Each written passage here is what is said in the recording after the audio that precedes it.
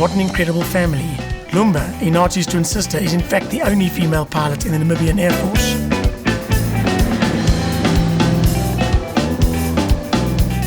We thought, what the hell, let's meet the whole family. She's based in Grootfontein, only a couple of hours to the north, where she lives with her dad.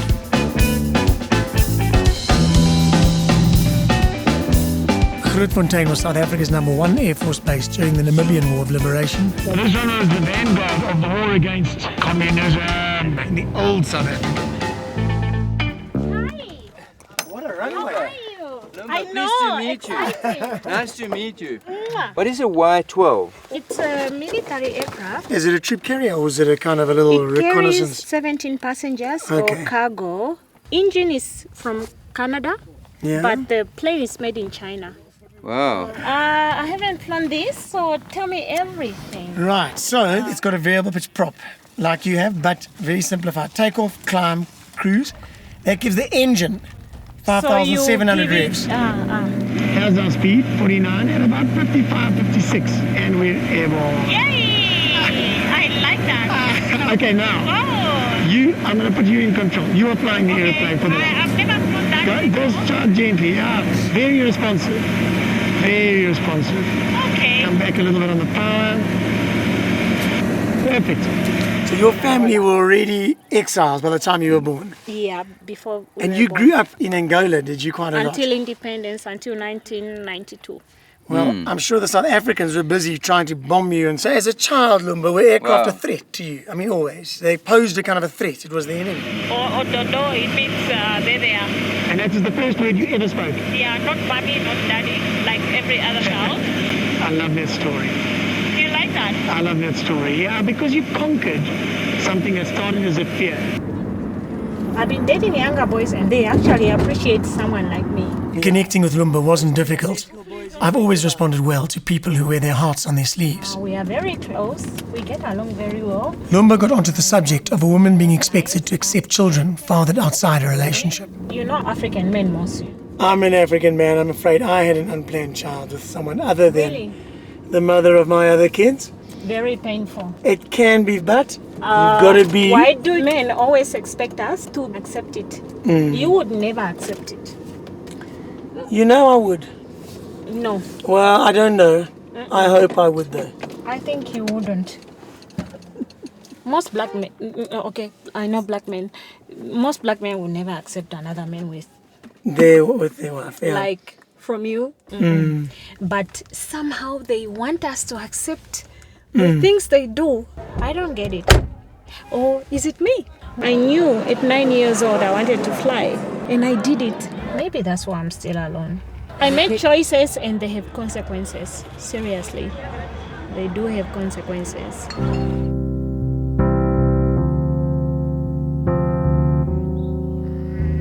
The Ondongos live in an old farmhouse whose list of previous owners nicely captures the history of Namibia. For you, this is quite a change. I mean, you spent many, many years actually in a camp as a refugee, didn't you? It was carved out of the bush by a German in 1906 and later sold to a South African army officer. Now it belongs to Lumba and Inati's dad, Dr. Iyambo Indongo, who started out as a contract labourer working for settlers for almost nothing. For me, politics was to kill contract labor Kill contract labour. because I worked as a contract laborer before. I hate that system. Right. Rather than accept his lot, Ondongo walked across the continent to Dar es Salaam, hooked up with the guerrillas and wound up at a medical school in the Soviet Union. After that, he became a doctor in the war zone. To be honest, it's the very first time that I've sat and spoken to somebody who was actually opposite me. I was conscripted into the military up here in Namibia. The amazing thing for me later on in life was coming to the realization how brainwashed we were. It's almost like... You can brainwash anybody. Was there any sort of truth and reconciliation process that happened here in Namibia, like we had in South Africa? Was there something like that? No, we have reconciliation here, but not truth. We just accepted the past and leave it behind. You forgive and you forget and you move forward. Amazing. I thought the Namibians would hit me when I told them I was in the South African military. Instead, they invite me to go partying. are going to see Ellie. He has a place in town. I'm very happy to have you guys here. So, and I also hope that you're gonna dine with us. First time he met me, I was very pregnant. Yeah. Oh, really? Yes. And this guy is so crazy. He was. I fell in love with her while she was pregnant. Even though she was pregnant. Yeah. I said, And was she not now we interested? are very, very, very good and close friends. We can find you. I'm also in love with her.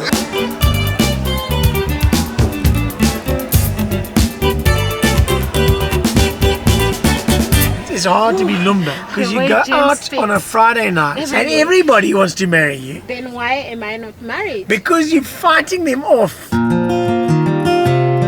We got a reply from the legendary conservator Garth Owen Smith that he'd be at the Orupembi Conservancy later today for one night only.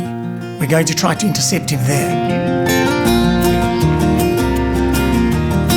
Before we left home, we made loose plans to hook up with a few remarkable Namibians, but mostly we wanted the freedom to be able to follow our noses, testing our plane's ability to land almost anywhere. Like now, for instance, it appears that Mike's buddy Olivier Aubert isn't in Switzerland after all. I mean, you guys have done the greatest trike flying adventures in the world. Yeah, we have. I think we still hold the record for the longest trike flights.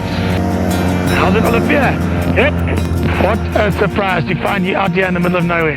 Yeah, you see.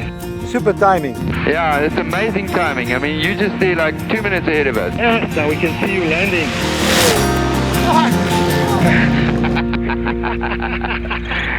Hello, my friend. I don't believe it. I'm definitely in my element when I'm out camping, out in the bush. Sure. I mean, you and me, Olivier, we live our lives at the moment in the city. And what's that about? Where's the thing for the gas? 10 years ago we were here, remember? 10 years ago.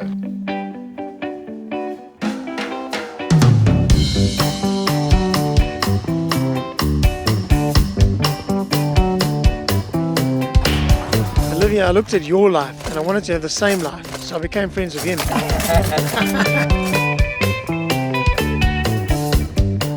So who would like to hear how Olivier and I met?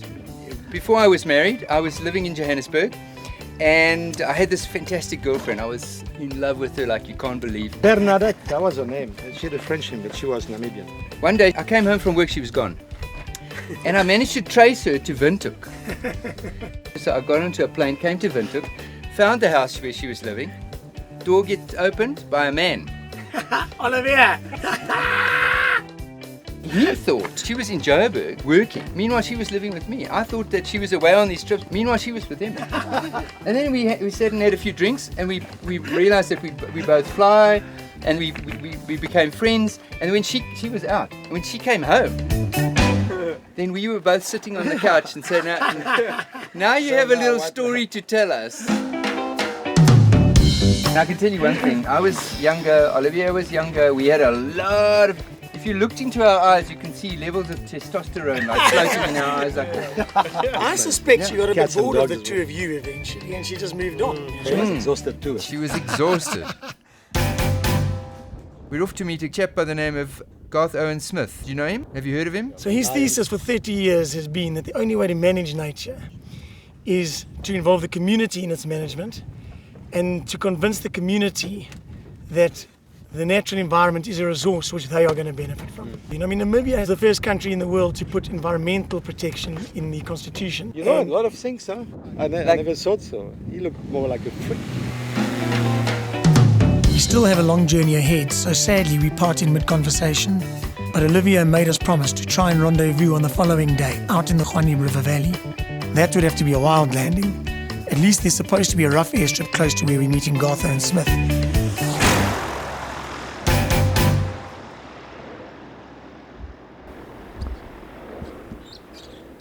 The Himba herders of the Orupembi Conservancy co-own this lodge.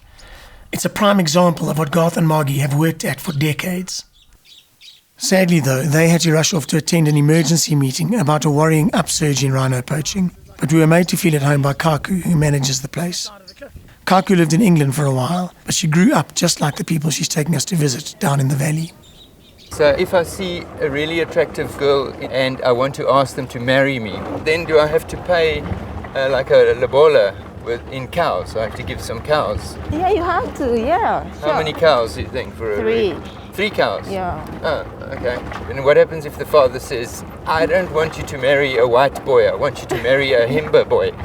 Then it's too bad. That means you can't marry each other because the father really? doesn't want to. Yeah. Maybe 6 cows to marry you. Kako, did you grow up in a village much like this? Yes, sure. And do you go home and spend time at home still quite a lot, or are you really, you feel as if you moved away from it? No, I do go home on my day off. Yes. Doing like And spend time with your family? Yeah. Can she show me how to do a Himba dance? This is conservancy-style tourism in action. I mean, it's difficult to land like astronauts in someone's backyard, take photos and not feel awkward. But what makes this scene different is that the Himba families own this conservancy and so engage with us on their own terms. Tourists will pay good money not to feel like a voyeur. The key is to have a meaningful interaction, and with Kaku translating, it doesn't take long for us to find common ground. Are children naughty here, living in these villages, like our children are always naughty? All children,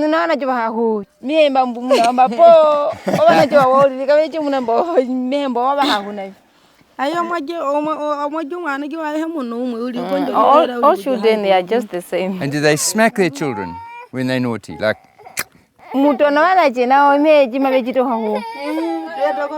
Sometimes they do. Yeah, it's cow dung. cow dung. Yeah. And who built this? Is it her or husband? It's her. Yeah. Okay. The women do all the work, of course. That's how it should be. You know, James. I think it's a hard life. Do you think life is easier for us, or is it easier for her? But the problem is that she don't know what kind of life I have. Yeah. She was saying just now that she's also wanted To go in an aeroplane? Yeah. She's asking, how far are we going when you go up? We will just come to look at the village. Wherever she points, I will go there.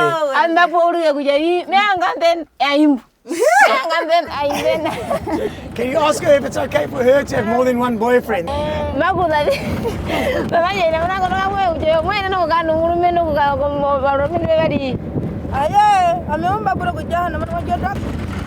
that possible for you to have more than one girlfriend? For me, it's fine. But my culture says it's not okay.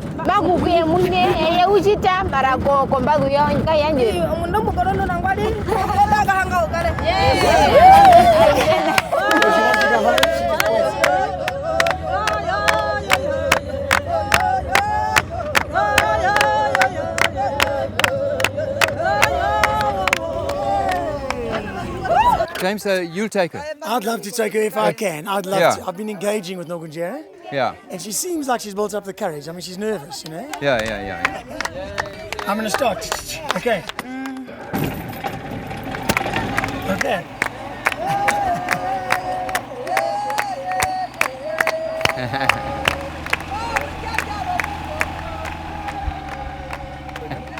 So there he goes. James, been dying to take a Himba woman for a flight for a long time, I think.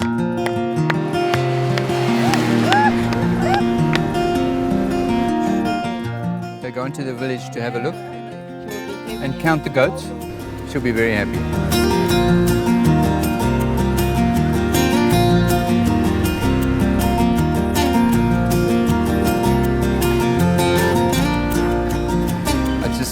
Mentioned to him that he shouldn't roll the plane in case it terrifies him.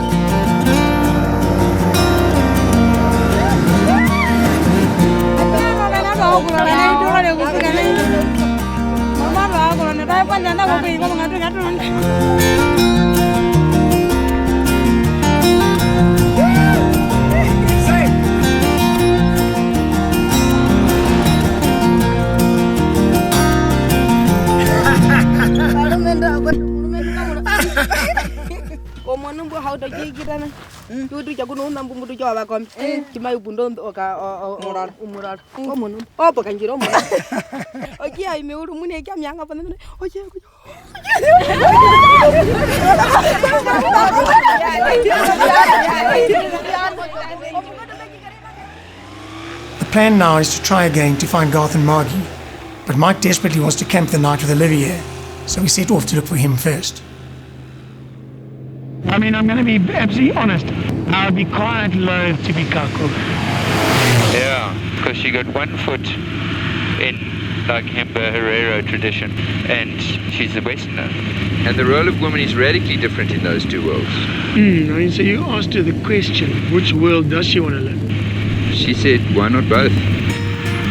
Yeah, I think it was a very wise answer. Yeah. But sometimes it's more important to give a wise answer than a true answer, you know? And so... You don't live by that, do you? I've had lots of time to think, and I don't know what to think. I am impatient for something, I don't know what it is. I wish I knew. I lost something on the road. Light has not followed me home. My lucky break down.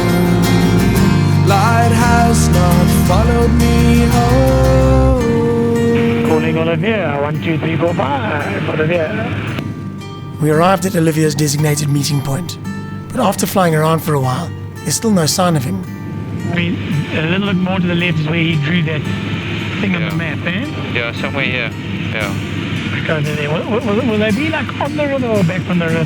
No, back A little beside, bit yeah, from the river. yeah. In one of these Side valleys. side valleys, yeah.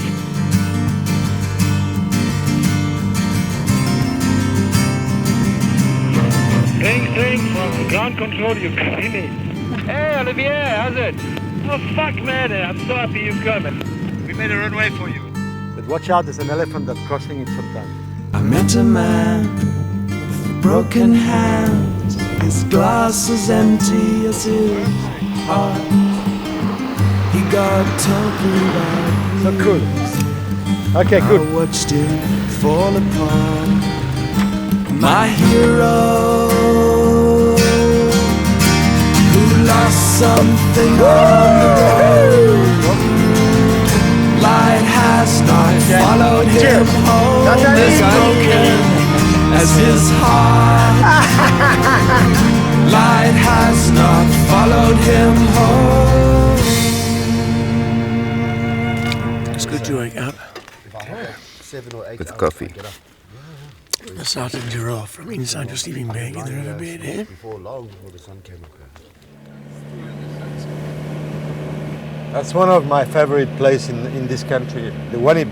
The one, because there's game and there's water And no tourists, you know. and no tourists. It's pristine, intact. Do you know what the rules are for camping here, Olivia? There's no real rules, but just don't scare the elephants. Don't come too close. Don't tease them. Have you seen lots of these elephants over the years? Olivia? Yes, every time I come here, I see. And do you think that the numbers have increased? Yes, definitely. Okay. Okay, right. Okay, right. That's beautiful. Slow down again. Yes. This one is a little bit pissed off. We've got 2 alpha males here. Olivia and the elephant. That's not the first time I see Olivia being charged by an elephant. The only difference is the other time Olivia was naked. And this is new thing they built to protect the water supply. God's book taught me that in a desert country like Namibia, humans and wildlife often come into conflict over scarce resources. Yeah, before it was all open, you know, there was just this platform, concrete, and the tank. And the elephants come and break it. Yeah, many times. So they built this, and it wasn't enough. They put stone on cage, like, right. Good. You don't get a shower often here in the desert. He was a bit pissed off with the car, wasn't he, eh? Yeah, they can run quick, huh? If he's charging with his ears out, he's not, then it's a mock charge. Yeah, it's just a warning, huh? Yeah. There have been some tourists who had the car turn over here. Yeah, really. Teasing them, going around. Before they had quads here, and now it's forbidden. Yeah. Because quads, you know, they Bugger up have all the these desert and they're noisy. cowboys going, you know. It's beautiful, huh? Yeah. That's nice. This is a new New dress. Yeah, new dress.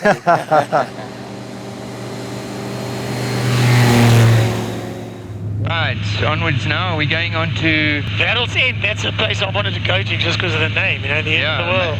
end of the world. Varel's End, the end of the world indeed. It was from an old caravan that 30 years ago, a handful of like-minded people began developing a revolutionary way of protecting wildlife. The idea is genius in its simplicity.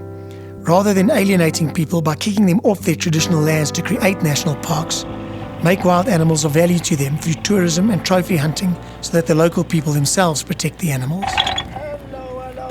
Finally, the elusive Garth and Margie. We went for a short drive to go and fetch water this morning, and in 15-20 minutes of driving, we found an elephant. Right, we actually got chased by an elephant.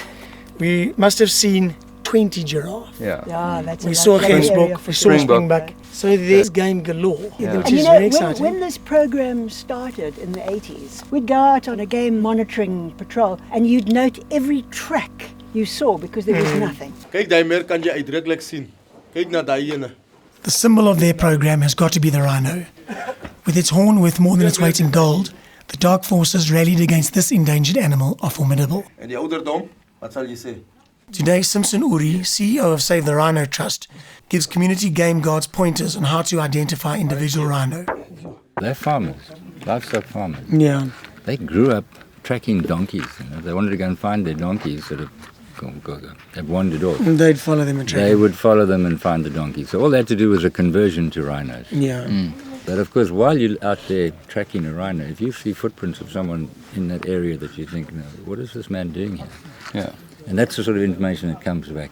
Find out who he is and why he's there. So the biggest thing for us was a disincentive. It's hardly, if you're going to wait until a rhino's poached and then catch the person, then you've lost 1 or 2 or 3 or 5 rhinos before you actually catch him. So to us, we want to stop rhino poaching, and that's always been our policy. Make it so difficult for these guys to get away with it that they won't try.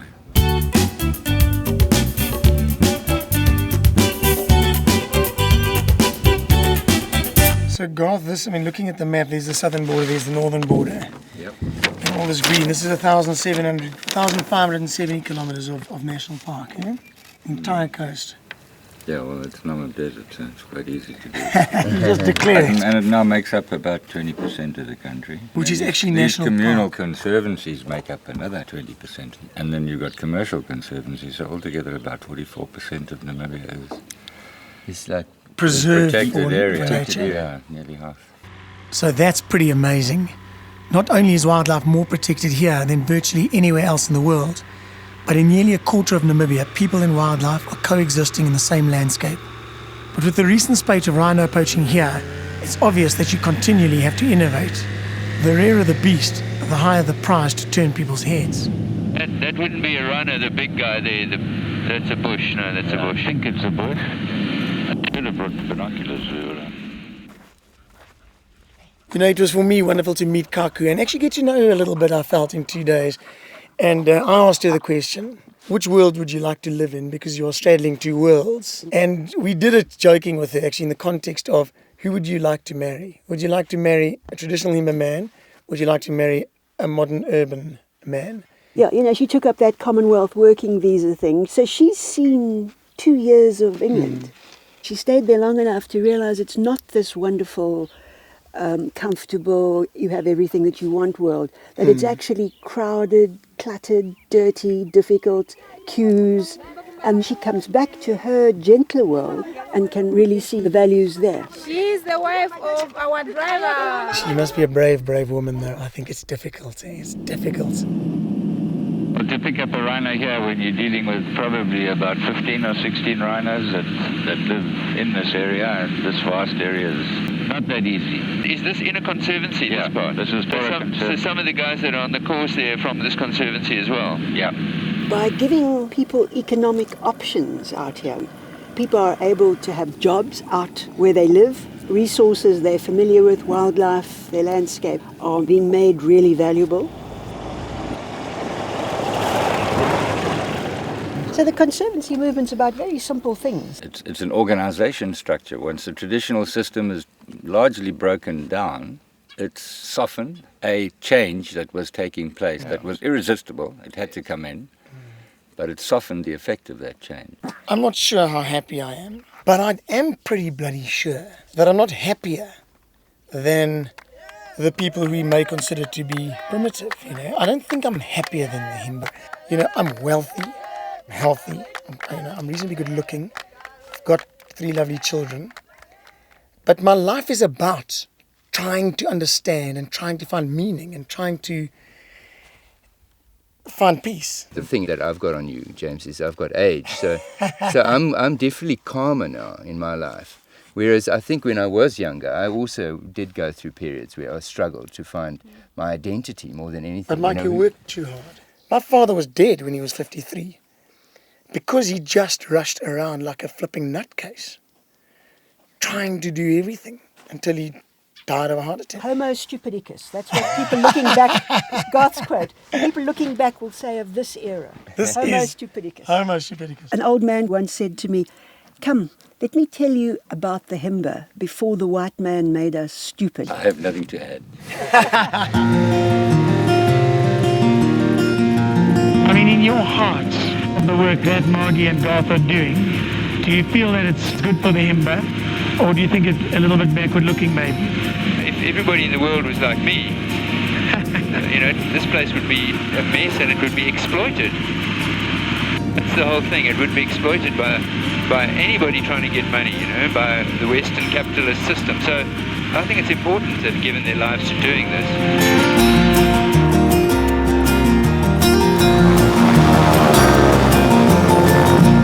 Mike, I've got some bad news. What?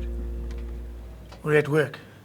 After being unable to connect, I'm now onto the internet and I'm onto the server at work. I've got 136 emails to deal with. I'm writing an opposing affidavit to this application made in order of the Labour Court in Johannesburg. Luckily, I used to be a lawyer, so I can do this shit. But it makes me angry to have to do it. James and I do a lot of our planning on Google Earth. It's an easy way to look at the runways, measure runway lengths. So right now I'm looking at this island that James has got a fixation on landing on. It's called Biodos Tigris. Does appear as if nothing's going on here anymore. I should be flying in the desert, and instead I'm doing this rubbish.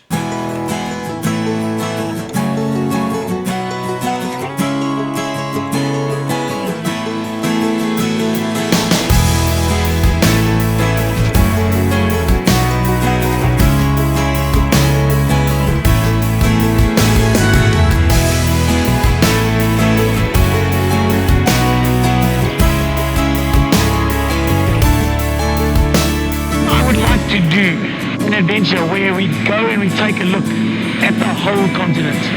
Get a feel for how it changes over the whole expanse of it. Imagine the opportunity to do that. My more immediate goal is to get Mike into the idea of visiting Biodos Tigris, that Angolan ghost town. But first, there's a place that we're both keen to explore.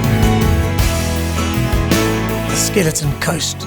As a boy, I was fascinated by those words and the associated stories of shipwrecks and castaways. To check it out, we'd arranged a rendezvous with Andre, our pal from the Forbidden Zone. Andre operates a company that flies guests into some of the coast's most remote spots. When I was 4 years old, the first time I came into the Skeleton Coast area, my father was mining diamonds, so we came here all our lives, every school holiday, and so we obviously fell in love with the area just as much as my dad did. He first tried to develop the area but turned conservationist in the end. Andre's father was instrumental in having the Skeleton Coast declared a national park in 1971. So I guess you could say the Skuman family are royalty around here. So I'm ready for a shower because I haven't had a shower for 4 days. Oh. we had a basin shower this morning. Is it? Okay. I woke up, we went in Heine's hangar. Yeah. So I went to the loo in Heine's hangar. There's Michael Blyth, naked. And he's sitting in the basin. Your feet is easy in your legs because you can put them in. And then your head is easy, but the middle part is the difficult part. That's the way to start one Land Rover. No tow rope or anything like that. Just bang the one bumper against the other.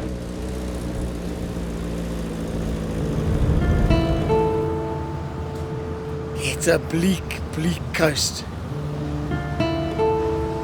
You know, I could imagine myself living here. It's got a kind of an emotional quality. It fills one with pathos and a bit of sadness. I was reading in there about how, I forget the name of the ship now, but it went down with 10 on board and only 2 survived.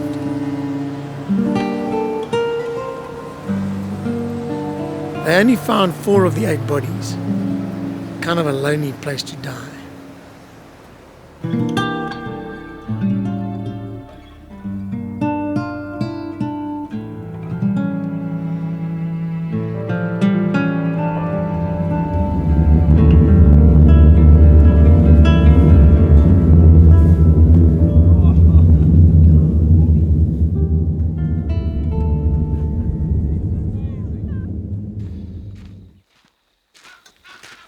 Knock, knock, knock. Good morning, James. Good morning. Michael. How are you? Very, very well. Morning. Oh, it's a lovely morning. The sun is nearly there. How about some tea or coffee? Andre, we're looking across at Angola there, right? Middle of the river is the border. So that island you used to go to, Baía dos Tigres, and you think it's possible to go and have a look at that place? I cleaned the runway and there was a lot of rubbish on it and so on from the war. No, it is an unbelievable spot. That island used to be a peninsula linked to the mainland, and then they used to pump water all the way to the town. Then the peninsula got broken and it's now an island 10 kilometers offshore. And it is quite a spooky place. Even some places the graveyard is busy blowing up, you know, the sand is moving and some of these graves are opening up, but that's the Skeleton Coast, continuing into Angola. If we were to land there and sleep there, and it turns out that by a bit of bad luck, there's an Angolan military or police thing down there or something, are we likely to end up in serious trouble? You know, Angola, it's the one country where there's simply no problem that doesn't have a solution, and it is unfortunately the greenback. We buy some dollars from Andre in case we need, because the South African rand won't work in Angola. I'm going to have cash on me, but I've got quite a bit more. I'll take a plane. I'll take a... Yeah. A sling. Look, there might be one stuck on Baía dos Tigres Island shortly. with a skeleton sitting in there. Inside. If things go wrong, we expect no assistance from you. And we undertake that we won't say... But Andre said... Mr. Andre Skuman said we could come here. It would be fine.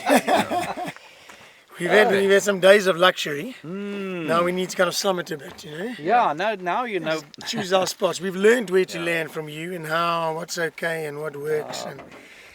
And basically just anywhere. Anything. I suppose the question is, do we fly all the way home naked or not? We could fly somewhere naked, like to Baía dos Tigres.